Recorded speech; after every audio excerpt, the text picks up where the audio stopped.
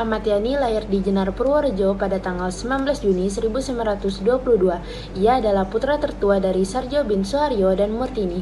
Peran beliau dalam memperjuangkan integrasi bangsa adalah dengan mengawali karir militernya dengan pangkat sersan. Setelah Indonesia memperoleh pengakuan kedaulatan, Ahmad Yani diserahi tugas menumpas pemberontakan D1 atau T2 di Jawa Barat dengan membentuk pasukan khusus yang disebut dengan Banteng Riders.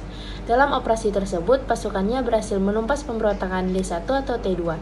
Selanjutnya, pada 1958, Ahmad Yani yang masih berpangkat kolonel diangkat menjadi Komandan Operasi 17 Agustus untuk menumpas pemberontakan PRRI di Sumatera Barat. Dengan demikian, Ahmad Yani merupakan tokoh militer yang berjuang dalam mempertahankan integrasi bangsa yang terlibat dalam sejumlah operasi militer pada masa revolusi. Ida Ana Agung Gede Agung lahir di Gianyar, Bali pada 24 Juli 1921 dan meninggal pada 22 April 1999. Pada masa awal kemerdekaan, ia menjabat sebagai Perdana Menteri dan Menteri Dalam Negeri Negara Indonesia Timur. Ia bersedia menjabat posisi tersebut karena ia berusaha melemahkan negara bentukan Belanda tersebut dari dalam. Ia bersama rekannya dalam Bijan Corps for Federal Overleg berusaha memperjuangkan bersatunya NIT dalam NKRI. Pada 1948, ia turut berperan dalam mengadakan pertemuan musyawarah federal untuk menghadapi konferensi meja bundar. Selain itu, ia aktif memperjuangkan pengakuan kedaulatan Indonesia melalui jalur diplomasi. Setelah Indonesia memperoleh pengakuan kedaulatan, ia diangkat sebagai Menteri Luar Negeri Indonesia dari tahun 1955 sampai 1956. Sebelumnya, ia menjabat sebagai Duta Besar Republik Indonesia untuk Belgia pada 1951 dan Duta Besar Republik Indonesia untuk Prancis pada 1953.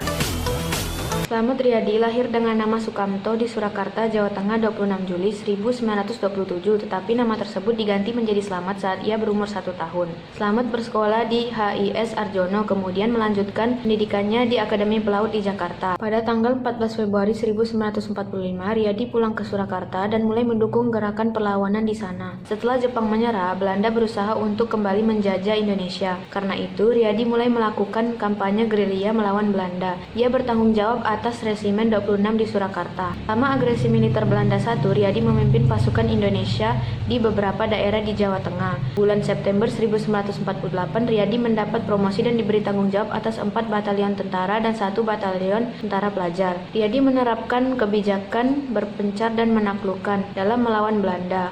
Ia berhasil menghalau tentara Belanda. Kota Solo pun diserahkan oleh Belanda ke Indonesia. 10 Juli 1950, Slamet Riyadi ditugaskan untuk menumpas pemberontakan Kapten Abdul Aziz di Makassar dan Republik Maluku Selatan yang dipelopori Dr. Smokil. Tanggal 4 November 1950, di gerbang Benteng Victoria, Ambon, pasukan Slamet Riyadi kalah melawan pasukan pemberontakan RMS. Slamet Riyadi wafat pada 4 November 1950. Jasad Slamet Riyadi dimakamkan di Tulehu.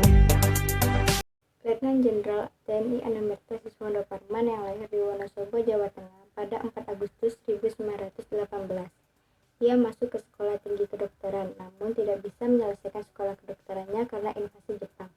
Saat di Wonosobo, Parman bertemu polisi militer Jepang Genpeta yang mengatakan kalau mereka membutuhkan seseorang sebagai penerjemah. Parman yang fasih berbahasa Inggris mengikuti Genpeta hingga ke Yogyakarta. Meski membantu Jepang, ia terus berhubungan dengan teman-temannya yang berjuang diam-diam untuk melawan Jepang. PKI mendesak Presiden membentuk Angkatan Kelima yang anggotanya adalah buruh dan tani yang dipersenjatai. Parman menjadi salah satu pihak yang paling keras menolak rencana pembentukan Angkatan Kelima. Penolakan serta posisinya sebagai pejabat intelijen yang tahu banyak tentang PKI menjadikannya sasaran utama PKI. Pada tanggal 1 Oktober, Parman diculik gerombolan PKI. Parman disiksa dan dibunuh di lubang buaya. Jasadnya ditemukan tanggal 4 Oktober dan dimakamkan tanggal 5 Oktober 1965 di Kalibata. Abdul Haris Nasution dilahirkan pada tanggal 3 Desember 1918 di Tapanuli Selatan. Setelah berhasil menyelesaikan pendidikannya, Abdul Haris Nasution yang dikenal dengan nama panggilan Pak Nas menjadi guru di Bengkulu dan Palembang. Tetapi beliau lebih tertarik masuk akademi militer. Banyak sekali peranan beliau yang dapat kita ketahui, yaitu menjadi konseptor perang gerilya, diangkat sebagai KSAD, memimpin pasukan Siliwangi yang menumpas pemberontakan PKI di Madiun, memimpin MPRS, dan masih banyak lagi peranan beliau. Sesuai dengan jasa-jasanya yang luar biasa, Pak Nas tidak hanya terkenal sebagai ahli pikir di bidang militer, tetapi juga pemimpin militer dan bangsa yang sangat berjasa. Karenanya, pemerintah RI menganggap layak menganugerahi pangkat kehormatan Jenderal Besar TNI kepada Jenderal Abdul Haris Nasution. Pak Nas wafat di Jakarta pada tanggal 6 September tahun 2000 karena sakit.